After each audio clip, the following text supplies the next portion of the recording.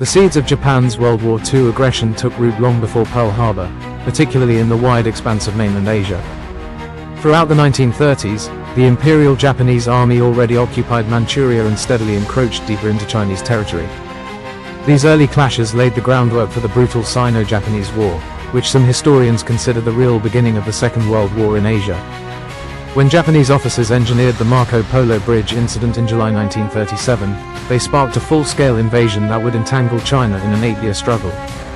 Western audiences often focus on the Pacific campaigns against the United States, but for China, the fight against Japan began in earnest years before Pearl Harbor, costing tens of millions of lives and scarring an entire generation. Despite tensions simmering as far back as Japan's conquest of Manchuria in 1931, much of the world paid only passing attention. The League of Nations issued condemnations and a toothless reprimand, but global powers did little to intervene.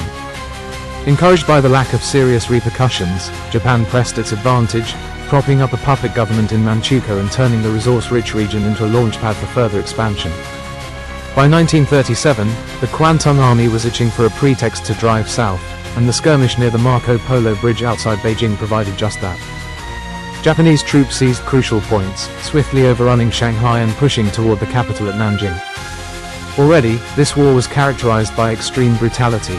Japanese propaganda cast the Chinese as inferior, fueling an ideology that dismissed standard rules of warfare. One of the darkest chapters came in December 1937 with the fall of Nanjing. Over a 6-week period, Japanese soldiers embarked on a campaign of killing, looting, and assault later known as the Nanjing Massacre. Estimates vary, but hundreds of thousands of Chinese civilians and disarmed troops were slaughtered in scenes of unimaginable horror.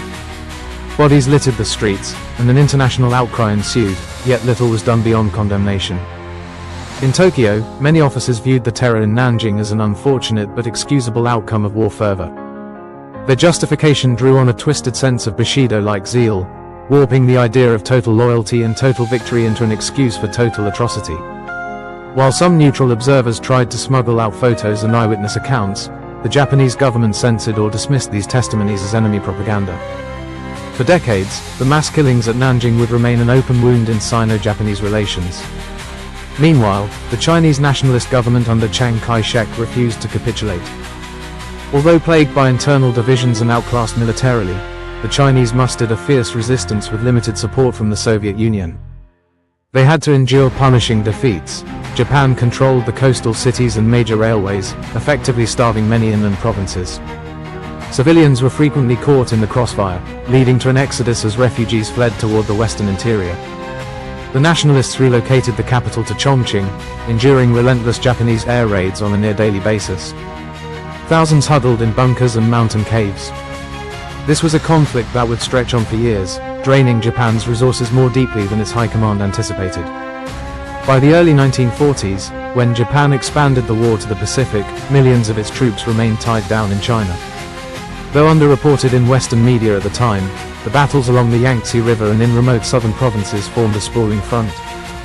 Chinese guerrillas, including Mao Zedong's communist forces, exploited mountainous terrain and local support, conducting sabotage and ambush operations. The communists worked alongside nationalist troops in a tenuous, united front, putting aside ideological rivalries to resist a common invader. This uneasy alliance never fully overcame mutual suspicion, yet collectively, they harassed Japanese lines, complicating Tokyo's strategy of quick, decisive campaigns. As the conflict deepened, Japan found itself struggling to maintain order over vast swaths of hostile territory, bogged down by a population that refused to yield. When the US entered World War II after Pearl Harbor, resources that might have been poured exclusively into fighting the United States and its allies still had to be siphoned off to sustain the war in China. In some ways, Japan's conquests were already overextended by 1941. Under pressure from Allied embargoes, the Imperial Army sought to capture raw materials in places like the Dutch East Indies, but that move only broadened the scope of the war. While new frontiers opened in Southeast Asia, Japanese troops in China fought endless skirmishes, faced supply shortages, and contended with local guerrilla tactics. Even as the Pacific Theater captured global headlines, Midway, Guadalcanal, Iwo Jima, the Sino-Japanese War claimed enormous casualties and overshadowed all other Asian battlefronts in sheer duration. On the Chinese side, the war's ravages would lead to famine, displacement, and an eventual shift in power dynamics. Chiang Kai-shek's nationalist government, battered by the sustained onslaught, struggled to retain legitimacy. Mao's communist forces used the chaos to expand their influence among rural populations disillusioned with the corruption of local nationalist officials. By war's end, the communists had laid the groundwork for a civil war they would ultimately win in 1949, reshaping China's trajectory for decades to come.